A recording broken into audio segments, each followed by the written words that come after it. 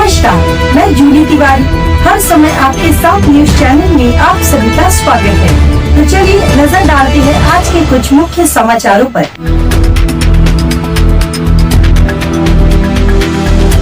जावसाई गांव महेंद्र नगर में आधी रात रिक्शा और 4 व्हीलर को लगाई आग।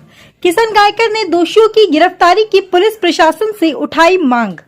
अमरनाथ पश्चिम के जावसाई गांव स्थित महेंद्र नगर और डिफेंस कॉलोनी परिसर में देर रात अज्ञात शरारती तत्वों द्वारा एक ऑटो रिक्शा और 4 व्हीलर वाहन में आग लगाए जाने की घटना सामने आने के बाद इलाके में दहशत और आक्रोश का माहौल निर्माण हो गया है।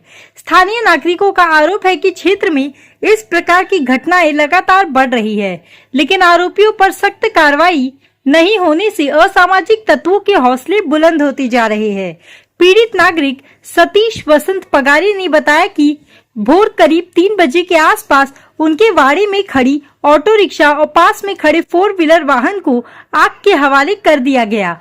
पूरी घटना परिसर में लगी सीसीटीवी कैमरे में कैद हो गई है। फुटेज में एक संदिग्ध व्यक्ति इलाके में घूमता दिखाई दे रहा है, जिसके कुछ ही देर बाद वाहनों में आग लग जाती है। आग की लपटें इतनी तेज थी कि आसपास के रहवासी घबरा गए और इलाके में अफरा तफरी का माहौल निर्माण हो गया। घटना की जानकारी मिलते ही पीड़ित ने पुलिस स्टेशन पहुंचकर शिकायत दर्ज कराई। स्थानीय नागरिकों का कहना है कि मेहनत मजदूरी कर जीवन यापन करने वाले लोगों के लिए वाहन ही रोजी रोटी का मुख्य साधन है। ऐसे में इस प्रकार की घटनाओं से परिवारों पर आर्थिक संकट खड़ा हो जाता है।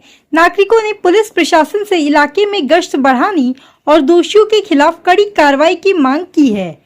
इस घटना को लेकर सामाजिक कार्यकर्ता किशन गायकर ने तीखी प्रतिक्रिया व्यक्त की है।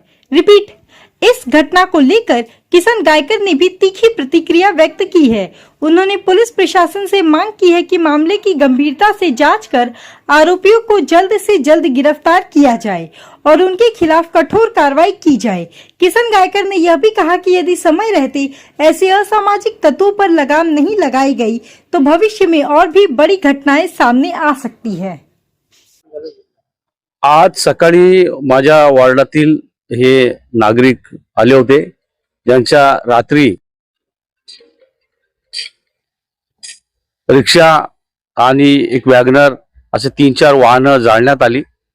जाळणारा व्यक्ती तो सीसीटीव्ही कॅमेरामध्ये कैद झालेला आहे। माझ्याकडे आल्यानंतर मी त्यांना रितसर कंप्लेंट द्यायला सांगितली। त्यांनी कंप्लेंट दिली आहे, पण असे प्रकार हे या प्रभागात महेंद्रनगर, जावसई असो, डिफेन्स कॉलनी असो दे वारंवार होत आहेत। तरी माझी पोलीस प्रशासनाला विनंती असेल की अशा लोकांना पकडून यांच्यावर कठोरात कठोर कारवाई करण्यात यावी, अशी माझी पोलीस प्रशासनाला विनंती आहे। आणि नक्कीच सिनियर साहेब इथले सक्षम आहेत आणि ते नक्कीच याचा छडा लावल्याशिवाय राहणार नाही। आज हातावरचा पोट घेऊन जगणारे हे लोक आहेत। जरी त्या गाड्यांचा इन्शुरन्स असेल, सगळं असेल, तरी पण आज नक्कीच महिना 15 दिवस 20 दिवस त्यांचा सर्व धंदा पाणी बंद राहील, त्यांना त्रास होईल आणि अशा प्रकारचे प्रकार हे झाले नाही पाहिजेत। पोलीस प्रशासनाने जो कॅमेरा टाकलेला आहे हनुमान मंदिराच्या तिथे, तो लवकरात लवकर चालू करण्यात यावा। माझे कॅमेरे मी सगळे चेक केले, परंतु या बाजूला तो व्यक्ती आलाच नाही। तोंडाला टॉवेल बांधलेला व्यक्ती आहे आणि त्यांनी हे सर्व ठरवून केलेलं आहे। माझं नाव सतीश वसंत पगारे, जावसई गाव, अंबरनाथ वेस्ट। काय झालं, कसं झालं, किती वाजता झालं? हे पहाटे जवळजवळ 3:40 सीसीटीव्ही फुटेजचा जो आहे ते त्याच्यावरती आम्हाला कळालेला आहे। एक अज्ञात व्यक्ती होती, ती सकाळी पहाटेच्या सुमारास इथून येताना दिसली, म्हणजे सीसीटीव्ही फुटेजमध्ये ती दिसली। आणि त्यांनी इथं आल्याच्या नंतर अगोदर इथं जी 4 व्हीलर उभी होती, त्या 4 व्हीलरचा त्यांनी टायर जाळला। त्याच्यानंतर त्यांनी माझ्या गाडीवरती पेट्रोल असेल किंवा काही असेल पदार्थ तो टाकला आणि मग माझ्या गाडीला आग लावून ह्याच्या गाडीला आग लावायला तो पुढे निघून गेला। असं पहिल्यांदा झालं? हो, हे पहिली वेळ घडली। काय नंबर आहे गाडीचा डॉक्टर? माझ्या गाडीचा नंबर MH03CG1012 आणि माझ्या गाड़ीचा नंबर है MH05 DL8625। और ये जो घटना हुआ है रात को मेरे ख्याल से 4 के बीच में हुआ है। और वो एक कोई तो अनजान व्यक्ति मोटर से पेट्रोल डाल के उसको जलाया गया है। कारण क्यों चला है कारण काय क्या है कारण काय सांगता येत नाही. मला तर वाटतं तो कदाचित विकृतीवाला असावा असा माझा एक अंदाज आहे. पण चांगली व्यक्ती तर असं काही करणार नाहीये. तो आज के लिए बस इतना ही।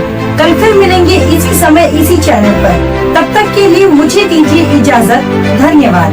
हमारे चैनल को सब्सक्राइब करें और बेल आइकन दबाना ना भूलें ताकि हमारी खबरें सबसे पहले आप तक पहुंचे।